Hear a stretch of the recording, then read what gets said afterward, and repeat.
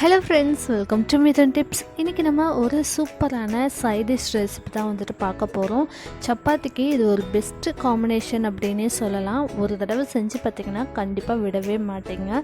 இதோட ஸ்பெஷாலிட்டி பார்த்திங்கன்னா 1 வீக் ஆனாலும் கெட்டு போகாது. நம்ம கை வைக்காமல் ஸ்பூன் யூஸ் பண்ணிவிட்டு அதுக்கப்புறமா தண்ணி படாமல் வச்சுருந்திங்கன்னா ட்ராவல் டைமுக்கெல்லாமே கூட ரொம்பவே ஹெல்ப்ஃபுல்லாக இருக்கும். அதுக்கப்புறம் ஹாஸ்டலில் தங்கியிருக்கவங்க அவங்களுக்கும் அது வந்து எடுத்துகிட்டு போய் வச்சுக்கிறதுக்கு ரொம்பவே ஹெல்ப்ஃபுல்லாக இருக்கும். வாங்க இதை எப்படி செய்யலான்னு பார்க்கலாம்.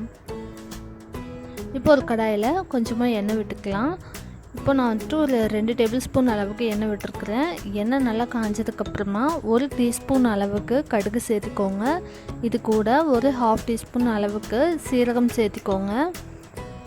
இந்த வெங்காயம் தொக்கு செய்கிறதுக்கு நான் இன்றைக்கி 4 மீடியம் சைஸ் வெங்காயத்தை இந்த மாதிரி நல்லா தின்னாக ஸ்லைஸ் பண்ணிக்கோங்க. நீட்டாக வாக்கில் அரிஞ்சிக்கோங்க. எவ்வளோ முடியுமோ அவ்வளோ தின்னாக ஸ்லைஸ் பண்ணிக்கோங்க. அப்போ தான் சீக்கிரமாக குக்காகவும் செய்யும், நம்ம சாப்பிடும்போதும் நல்லாயிருக்கும். ஸோ இந்த மாதிரி வெங்காயத்தை நீட்டு வாக்கில் அரிஞ்சு சேர்த்திட்டு இது வந்துட்டு நல்லா ஃப்ரை ஆகட்டும்.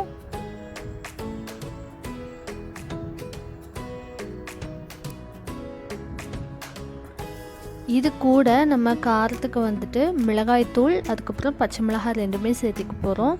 நான் இன்றைக்கி 3 பச்சை மிளகாய் எடுத்துருக்குறேன். பச்சை மிளகாயோட அந்த ஃப்ளேவர் வந்துட்டு ரொம்பவே நல்லாயிருக்கும். அதுக்காக 3 மட்டும் பொடியாக நறுக்கி சேர்த்திருக்கிறேன். அது கூட ஒரு கொத்து கருவேப்பிலையும் சேர்த்திக்கலாம். இப்போ இது எல்லாத்தையுமே நல்லா வந்து கலர் சேஞ்ச் ஆகிற வரைக்கும் நல்லா ஃப்ரை பண்ணி விட்டுக்கலாம்.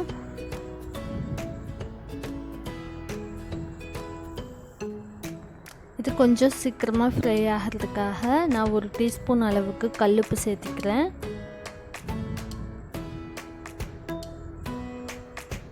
சேர்த்ததுக்கப்புறமா இது நல்லா கலர் சேஞ்ச் ஆகட்டும், அந்தளவுக்கு ஃப்ரை பண்ணி விட்டுக்கோங்க. ரொம்பவும் ப்ரௌனிஷாக ஆக வேண்டியது கிடையாது. நம்மளுக்கு வந்துட்டு அந்த ப்ரௌன் ஷேட் வர ஆரம்பித்ததுமே நம்ம இதில் வந்துட்டு தக்காளியை சேர்த்துடலாம்.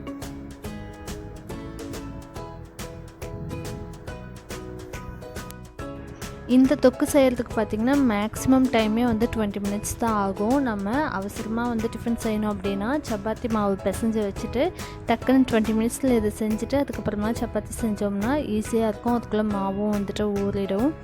ஸோ இப்போ பார்த்திங்கன்னா வெங்காயம் கொஞ்சமாக கலர் வந்து சேஞ்ச் ஆக ஆரம்பிச்சிருச்சு.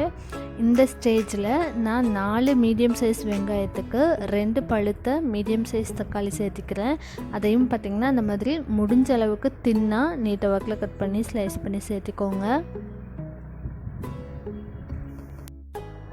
வெங்காயம் வந்துட்டு 4 வெங்காயத்துக்கு 2 தக்காளி மட்டும்தான் எடுத்துருக்குறோம். தக்காளி வந்து அதிகமாக சேர்த்திக்கிட்டோம் அப்படின்னா அந்த புளிப்பு டேஸ்ட் வந்துட்டு வந்துடும். அதனால் ஆனியன் தொக்கோட அந்த டேஸ்ட்டே வந்து பார்த்திங்கன்னா ஸ்பாயில் ஆயிரும். ஸோ நீங்கள் எவ்வளோ வெங்காயம் எடுத்தாலும் சரி அதுக்கு பாதி அளவு மட்டும் தக்காளி சேர்த்திக்கோங்க. இப்போ தக்காளியும் நல்லா மசிஞ்சிருச்சு. இது கூட 1/4 டீஸ்பூன் அளவுக்கு மஞ்சள் தூள், 1 டீஸ்பூன் அளவுக்கு நம்ம வீட்டில் அரைப்போம் இல்லையா அந்த மிளகாய் தூள் நான் எடுத்திருக்கேன். நம்ம வீட்டில் அரைக்கிற மிளகாய் தூள் சேர்த்திக்கும் போது நல்ல ஒரு டேஸ்ட்டும் கிடைக்கும். ஒரு வேளை உங்ககிட்ட இல்லைன்னா நீங்கள் தனி மிளகாய் தூள் கூட சேர்த்திக்கோங்க. நல்லா கலர்ஃபுல்லாக வரணும் அப்படின்னா நீங்கள் காஷ்மீரி மிளகாய் தூள் கூட சேர்த்திக்கலாம். இப்போது இதோட பச்சை வாசனையும் எல்லாமே போயிடுச்சு. இந்த ஸ்டேஜில் நம்ம வந்துட்டு பொடியாக நறுக்கின மல்லித்தலை வந்துட்டு சேர்த்திடலாம். நல்லா அந்த பச்சை வாசனை வந்துட்டு மிளகாய் தூளோட வாசனையே இருக்கக்கூடாது. அந்தளவுக்கு நல்லா ஃப்ரை பண்ணி விட்டுக்கோங்க. எண்ணெய் நல்லா பிரிஞ்சு வந்ததுக்கப்புறமா இந்த மாதிரி நல்லா பொடியாக நறுக்குன மல்லித்தலை ஒரு கைப்பிடி வந்துட்டு சேர்த்திக்கலாம்.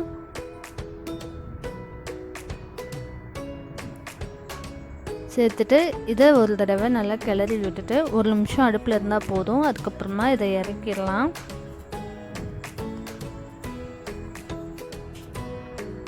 ஸோ அவ்வளோதான். ரொம்ப சிம்பிளான அந்த ரெசிபி வந்துட்டு உங்களுக்கும் பிடிச்சிருக்கும்னு நினைக்கிறேன். பார்க்கும்போதே பார்த்திங்கன்னா ரொம்பவே நல்லாயிருக்கும். இதில் ரொம்ப அதிகமாகவும் நம்ம ஆயில் வந்துட்டு சேர்த்திக்கல. வெங்காயமும் தக்காளியும் நல்லா வதங்கினதுக்கப்புறமா அதில் நம்ம கொஞ்சமாக சேர்த்திருந்த எண்ணெயும் வந்து பிரிஞ்சு வந்துருச்சு. அவ்வளோதான். அதனால் ரொம்பவே டேஸ்டியாகவும் இருக்கும். நீங்கள் சப்பாத்திக்கெல்லாம் வந்து இது செய்யும்போது டக்குன்னு வந்து சப்பாத்தி எவ்வளோ சுட்டாலும் வந்து காலி ஆயிரும். ட்ராவல் டைமில் இது செஞ்சு எடுத்துகிட்டு போகும்போது போது இது அவ்வளோ சீக்கிரம் வந்து கெட்டு போகாது. ஸோ இந்த ரெசிபி உங்களுக்கு பிடிச்சிருந்துச்சுன்னா நீங்களும் ட்ரை பண்ணி பார்த்துட்டு எப்படி வந்துச்சுன்னு சொல்லி கீழே கமெண்ட் பண்ணுங்கள். தேங்க்ஸ் ஃபார் வாட்சிங்.